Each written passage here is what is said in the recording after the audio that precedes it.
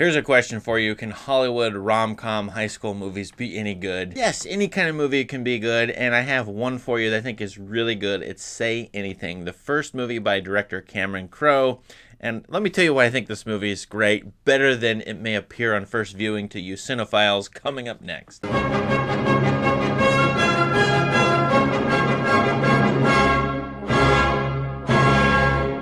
Say Anything is a 1989 movie that takes place in Seattle on the cusp of the grunge revolution that would happen and was happening at the time.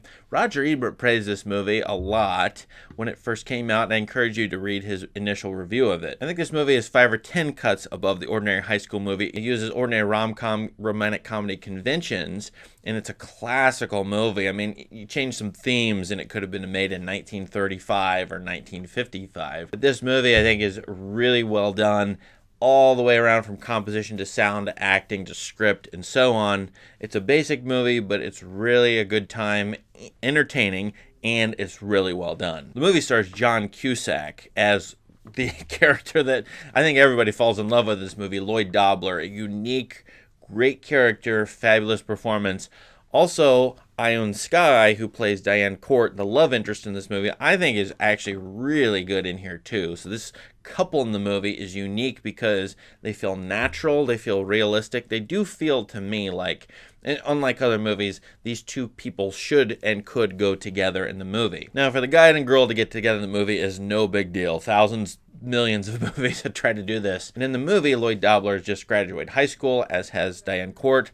She doesn't know him. He's met her. He's infatuated with her. He wants to ask her on a date, so he tries to get up the courage to do that. She, we're told, is really smart. She's a brain, as it were, and her dad has been trying to help her achieve great things. She's applied for a fellowship in England. Early in the movie, she gets it, and she's going to go study after high school at a prestigious English university, some fancy discipline or some discipline that's going to get her or make her a success in the world. That contrasts with Lloyd Dobler, who isn't sure what he wants to do with his life. He knows he doesn't want to buy, sell, or anything processed.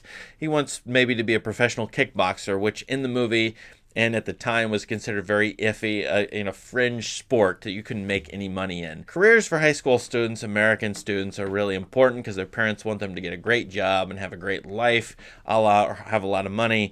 But the students don't know what to do with their lives, and they're only 18, and they have all this pressure put on them. That's partly what this movie is about. These two people having tons of pressure to know what their entire life should be. This is a pressure that has only increased over the last 30 to 35 years for young people in America. For Diane Court, she has a man in her life. It's her father. She chose her father over her mother in a divorce settlement, and they live together, and they're completely and totally open and honest with each other. They seem to have a great, great relationship and friendship. But when Lloyd Dobler shows up, he is the new man, as it were, in her life. And so there's some tension between the real man, the one man in her life who's going to influence her and change her and help her out. And Lloyd becomes a helper. That's what he is throughout the entire movie, playing the keymaster, helping her drive. He is the one who loves other people and helps them out. That's sort of his talent in life.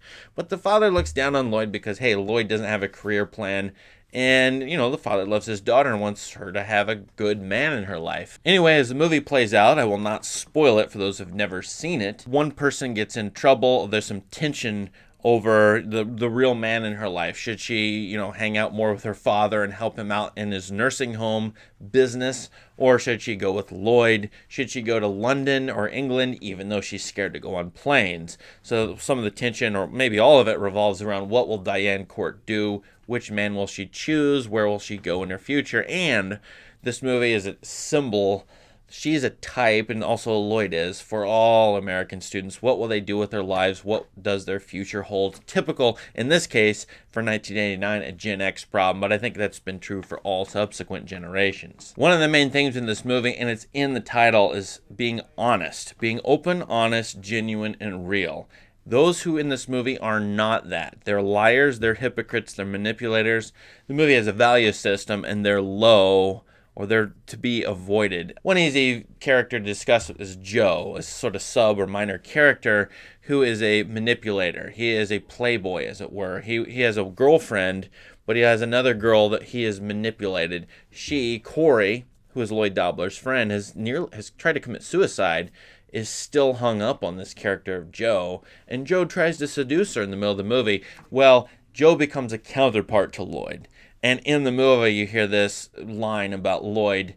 Either you become a guy like Joe or you become a man, Lloyd. So which you're going to be, a guy or a man? This is a choice that the movie is setting out for all American male teenagers, specifically Lloyd Dobler in the movie. Joe is dishonest. He sings a song early in the movie about having the greatest love of all, but he doesn't. Later in the movie, he's a manipulator, so he's fundamentally dishonest. But Lloyd is tempted to be dishonest too. There's a great dinner scene in which he starts to say a little white lie, but then realizes he's saying one and changes and starts to say the truth. You two are amazing.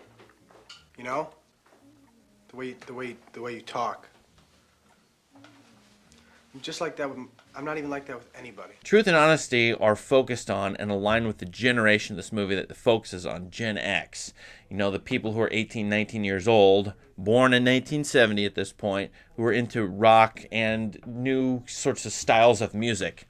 And this is contrasted with the older generation of this movie, typified by Jim Court, who we'll say is a boomer, a baby boomer.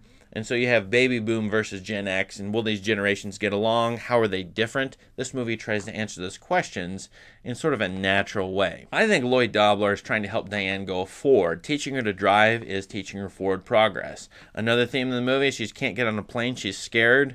Somebody's going to help her get on a plane to go forward in her life. Remember that in the graduation speech that she gives at the beginning, she says, I'm scared, I want to go back. I do not want to go into the career or the moment after high school. High school graduation happens, what do you do with your life? Let's go back, she says. Lloyd's helping her make forward progress. Drive the car, learn to drive a stick in the car, and maybe, spoiler, spoiler, spoiler, get her on the plane and get her to England and help her overcome her fears of flying. As far as the dishonesty and honesty theme goes, the dad, the boomer, the baby boomer, is dishonest with his daughter. Thus, he cannot be the man in her life because she values honesty. She tells him anything, including that she had sex with Lloyd, for example. I told you everything. You lied to me. I don't want to leave something out because I know I can say anything to you.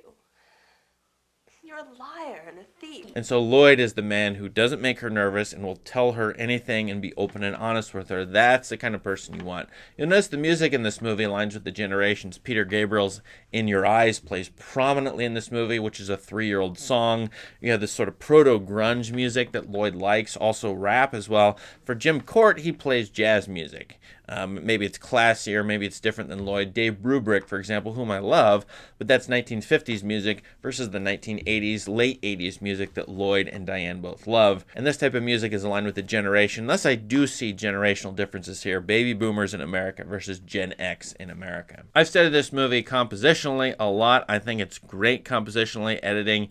Everything in it is very well done by Cameron Crowe. I could go through here shot by shot and sort of wow you with what this movie is doing. I won't do that here. I may do that with a separate video. But all in all, I think this is one of the best high school movies ever made in Hollywood or in the United States. It's up there with The Breakfast Club for me. So I highly recommend watching it, studying it, think about it carefully. It is a very entertaining movie just to watch. I mean, go sit out with it on a weekend and you'll probably like it still, even though it's now 30 to 35 years old. But I'm telling you, you study it. Think about it hard, how it's constructed and how it's making meaning. It really is even better upon studying. I've seen this movie 10 to 15 times. It does actually get better with multiple viewings. Even though I know everything is going to happen, I still see new things in it, new insights, new tiny little details, and it's just really fun that way. So that's what makes a great movie to me. If it's sufficiently complex to hold up after 10 to 15 viewings and I see many new things in it sort of make my viewing experience better, that's what this movie is. Surprisingly, given that it's a high school rom-com, it is as good as other movies that are not of its genre. What do you think of Say Anything? Let us know in the comments. Please subscribe to this channel. Thanks and have a great day.